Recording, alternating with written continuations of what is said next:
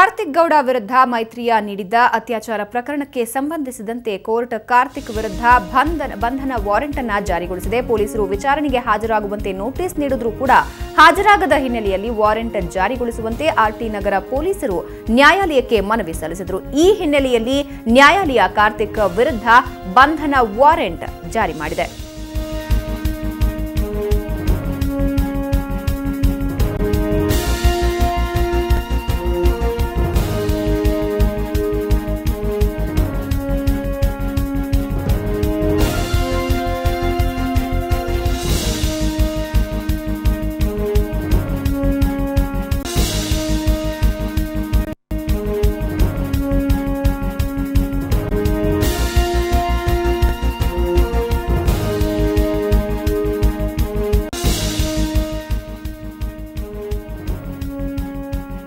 ಮೈತ್ರಿಯಾ ಗೌಡ ಈಗಾಗಲೇ ದೂರನ್ನ ದಾಖಲಿಸಿದ್ದಾರೆ ಆರ್ಟಿ ನಗರ ಪೊಲೀಸ್ ಠಾಣೆಯಲ್ಲಿ. ಈ ಪ್ರಕರಣಕ್ಕೆ ಸಂಬಂಧಪಟ್ಟಂತೆ 8ನೇ ಎಸಿಎಂಎಂ ನ್ಯಾಯಾಲಯ ಕಾರ್ತಿಕ್ ಗೌಡ ಬಂಧನಕ್ಕೆ ವಾರೆಂಟ್ ಅನ್ನ ಜಾರಿಗೊಳಿಸಿದೆ. ಈ ಬಗ್ಗೆ ಪೊಲೀಸ್ ವರಿಷ್ಠಾಧಿಕಾರಿಗಳಾದಂತಹ ಅಲೋಕ್ ಕುಮಾರ್ ಏನ್ ಹೇಳಿದ್ದಾರೆ ಬನ್ನಿ ಕೇಳೋಣ. ಇವತ್ತು ಕೋರ್ಟ್ನಲ್ಲಿ ಅವರದು ಏನಿದೆ ಆಬ್ಜೆಕ್ಷನ್ಸ್ ನಾವು ಫೈಲ್ ಮಾಡ್ತಾ ಇದ್ವಿ. ಅದು ಅವರದು ಜಾಮೀನು ವಿಚಾರಣೆ ಅರ್ಜಿ ಏನಿದೆ ಇವತ್ತು ಕೋರ್ಟ್ ಮುಂದೆ ಬರುತ್ತೆ. ಈಗ ನೋಡೋಣ, ನಮ್ಮೆಲ್ಲ ಅಧಿಕಾರಿಗಳು ಹೋಗಿದ್ದಾರೆ, ಅಲ್ಲಿ DCP ACP ಎಲ್ಲರೂ ಇದ್ದಾರೆ. ಅಲ್ಲಿ ಈಗ ಏನು ಆಗತ್ತೆ ಅದು ನೋಡೋಣ. ಅದು ಹೇಳಲಿಕ್ಕೆ ಆಗಲ್ಲ, ಅದು ಕೋರ್ಟ್ ವಿಷಯದ, ಇದು ಕೋರ್ಟ್ದು ಸಮಕ್ಷದಲ್ಲಿ ವಿಷಯ ಇದೆ, ಆ ಬಗ್ಗೆ ಮಾತಾಡಲಿಕ್ಕೆ ಆಗಲ್ಲ. ಇಲ್ಲ, ಏನು ಇದು ಇನ್ವೆಸ್ಟಿಗೇಷನ್ಲಿ ಏನೇನು ಮಾಡಬಹುದು ಎಲ್ಲ ನಾವು ಮಾಡ್ತಾ ಇದ್ದೀವಿ. ಅದು ಕೋರ್ಟ್ನಲ್ಲಿ ಏನಿದೆ, ಈವನ್ ವಾರೆಂಟ್ ಸಲುವಾಗಿ ನಾವು ಅರ್ಜಿ ಕೊಟ್ಟಿದ್ದೀವಿ. ಈಗ ನಮ್ಗೆ ಅನಿಸಿದ್ದಕ್ಕೆ ಅವನ ಮೇಲೆ ಕೋರ್ಟಿಂದ ವಾರೆಂಟ್ ಕೂಡ ಇದು ಆಗಿದೆ. ಇವತ್ತು ಕೋರ್ಟ್ನಲ್ಲಿ ಅವರದು ಏನಿದೆ ಆಬ್ಜೆಕ್ಷನ್ಸ್ ನಾವು ಫೈಲ್ ಮಾಡ್ತಾ ಇದ್ವಿ. ಅದು ಅವರದು ಜಾಮೀನು ವಿಚಾರಣೆ ಅರ್ಜಿ ಏನಿದೆ ಇವತ್ತು ಕೋರ್ಟ್ ಮುಂದೆ ಬರುತ್ತೆ. ಈಗ ನೋಡೋಣ, ನಮ್ಮೆಲ್ಲ ಅಧಿಕಾರಿಗಳು ಹೋಗಿದ್ದಾರೆ, ಅಲ್ಲಿ DCP ACP ಎಲ್ಲರೂ ಇದ್ದಾರೆ. ಅಲ್ಲಿ ಈಗ ಏನು ಆಗತ್ತೆ ಅದು ನೋಡೋಣ. ಅದು ಹೇಳಲಿಕ್ಕೆ ಆಗಲ್ಲ, ಅದು ಕೋರ್ಟ್ ವಿಷಯದ, ಇದು ಕೋರ್ಟ್ದು ಸಮಕ್ಷದಲ್ಲಿ ವಿಷಯ ಇದೆ, ಆ ಬಗ್ಗೆ ಮಾತಾಡಲಿಕ್ಕೆ ಆಗಲ್ಲ. ಇಲ್ಲ, ಏನು ಇದು ಇನ್ವೆಸ್ಟಿಗೇಷನ್ಲಿ ಏನೇನು ಮಾಡಬಹುದು ಎಲ್ಲ ನಾವು ಮಾಡ್ತಾ ಇದ್ದೀವಿ. ಅದು ಕೋರ್ಟ್ನಲ್ಲಿ ಏನಿದೆ, ಈವನ್ ವಾರೆಂಟ್ ಸಲುವಾಗಿ ನಾವು ಅರ್ಜಿ ಕೊಟ್ಟಿದ್ದೀವಿ. ಈಗ ನಮ್ಗೆ ಅನಿಸಿದ್ದಕ್ಕೆ ಅವನ ಮೇಲೆ ಕೋರ್ಟಿಂದ ವಾರೆಂಟ್ ಕೂಡ ಇದು ಆಗಿದೆ. ಇವತ್ತು ಕೋರ್ಟ್ನಲ್ಲಿ ಅವರದು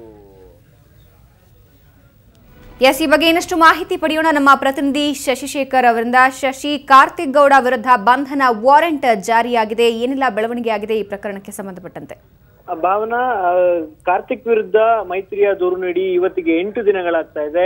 ಕಾರ್ತಿಕ್ ವಿರುದ್ಧ ಈಗಾಗಲೇ ಅತ್ಯಾಚಾರ, ಅಪಹರಣ ಮತ್ತೆ ವಂಚನೆ ಪ್ರಕರಣಗಳನ್ನು ದಾಖಲಾಗಿ FIR ಕೂಡ ರಿಜಿಸ್ಟರ್ ಆಗಿದೆ. ಇಷ್ಟಾದ್ರೂ ಕೂಡ ಕಾರ್ತಿಕ್ ವಿಚಾರಣೆಗೆ ಹಾಜರಾಗಿರ್ಲಿಲ್ಲ. ಈ ಹಿನ್ನೆಲೆಯಲ್ಲಿ ಪೊಲೀಸರು ಇವತ್ತು 8ನೇ ಎಸಿಎಂಎಂ ನ್ಯಾಯಾಲಯಕ್ಕೆ ಅರೆಸ್ಟ್ ವಾರೆಂಟ್ ಅನ್ನ ಜಾರಿ ಮಾಡಬೇಕು ಅಂತ ಒಂದು ಮನವಿಯನ್ನ ಮಾಡಿದ್ರು. ಯಾವಾಗ ಪ್ರಕರಣವನ್ನ ಪರಿಶೀಲಿಸಿದ ನ್ಯಾಯಾಧೀಶರು ಅತ್ಯಾಚಾರದ ಅಡಿಯಲ್ಲಿ ಒಂದು FIR ದಾಖಲಾಗಿರುವಂತದ್ದು ಮತ್ತೆ ಆ ಹಿನ್ನೆಲೆಯಲ್ಲಿ ನೋಟಿಸ್ ಕೊಟ್ಟಿದ್ರು ಕೂಡ ಕಾರ್ತಿಕ್ ಗೌಡ ವಿಚಾರಣೆಗೆ ಹಾಜರಾಗಿರ್ಲಿಲ್ಲ. ಈ ಹಿನ್ನೆಲೆಯಲ್ಲಿ ಪೊಲೀಸರಿಗೆ ಈಗ ಅರೆಸ್ಟ್ ವಾರೆಂಟ್ ಅನ್ನ ಜಾರಿಗೊಳಿಸಿದ್ದಾರೆ. ಹಾಗಾಗಿ ಕಾರ್ತಿಕ್ ಗೌಡ ಯಾವುದೇ ಕ್ಷಣದಲ್ಲೂ ಕೂಡ ಪೊಲೀಸರು ಬಂಧಿಸುವಂತಹ ಸಾಧ್ಯತೆ ಇದೆ. ಮತ್ತೆ ಆ ಘಟನೆ ಕಂಪ್ಲೇಂಟ್ ರಿಜಿಸ್ಟರ್ ಆಗಿ 8 ದಿನಗಳಿಂದಲೂ ಕೂಡ 8 ದಿನಗಳ ಮೊದಲು 8 ದಿನಗಳಿಂದಲೂ ಕೂಡ ಹೇಳಿಕೆಯನ್ನ ಪಡೆದುಕೊಳ್ತಾ ಇದ್ರು. ಮೈತ್ರಿಯಾಳ ಇಂದ ಹೇಳಿಕೆಯನ್ನ ಪಡೆದಿದ್ರು. ಅದಾದ ನಂತರ ಕಾರ್ತಿಕ್ ಗೌಡ ವಿಚಾರಣೆಗೆ ಹಾಜರಾಗಿ ಅಂತ ನೋಟಿಸ್ ನೀಡಲಾಗಿತ್ತು.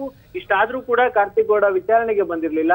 ಆ ಹಿನ್ನೆಲೆಯಲ್ಲಿ ಇವತ್ತು ಪೊಲೀಸರು ನ್ಯಾಯಾಲಯಕ್ಕೆ ಮನವಿ ಮಾಡಿ ಅರೆಸ್ಟ್ ವಾರೆಂಟ್ ಅನ್ನ ಜಾರಿಗೊಳಿಸುವಂತೆ ಮನವಿಯನ್ನ ಮಾಡಿದ್ರು. ಆ ಮನವಿಯನ್ನ ನ್ಯಾಯಾಧೀಶರು ಪುರಸ್ಕರಿಸಿದ್ದಾರೆ.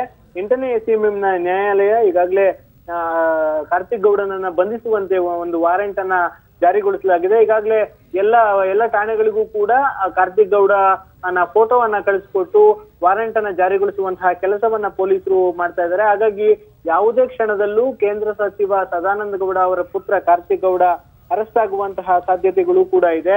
ಒಂದು ವೇಳೆ ಕಾರ್ತಿಕ್ ಗೌಡ ಪೊಲೀಸರು ನೋಟಿಸ್ ನೀಡಿದ ತಕ್ಷಣ ವಿಚಾರಣೆಗೆ ಹಾಜರಾಗಿ ತನ್ನ ಹೇಳಿಕೆಯನ್ನ ನೀಡಿದ್ದಿದ್ರೆ ಪೊಲೀಸರು ಹೀಗೆ ಬಂಧನಕ್ಕೆ ವಾರೆಂಟ್ ಅನ್ನ ಹೊರಡಿಸಿ ಅಂತ ನ್ಯಾಯಾಲಯಕ್ಕೆ ಕೇಳ್ತಿರ್ಲಿಲ್ಲ. ಮತ್ತೆ ನ್ಯಾಯಾಲಯದಲ್ಲಿ ಇವತ್ತು ಕಾರ್ತಿಕ್ ಗೌಡ ಅವರ ನಿರೀಕ್ಷಣಾ ಜಾಮೀನು ಅರ್ಜಿಯ ವಿಚಾರಣೆಗೂ ಕೂಡ ಬರುತ್ತೆ. 3 ಗಂಟೆಗೆ ಅದರ ವಿಚಾರಣೆ ಇದೆ, ನಿರೀಕ್ಷಣಾ ಜಾಮೀನು ಅರ್ಜಿದು. ಅದರ ಮೊದಲೇ ಪೊಲೀಸರು ಈ ಒಂದು ಮನವಿಯನ್ನು ಮಾಡಿದ್ರು ಅರೆಸ್ಟ್ ವಾರೆಂಟ್ ಅನ್ನ ಜಾರಿಗೊಳಿಸಿ ಅಂತ.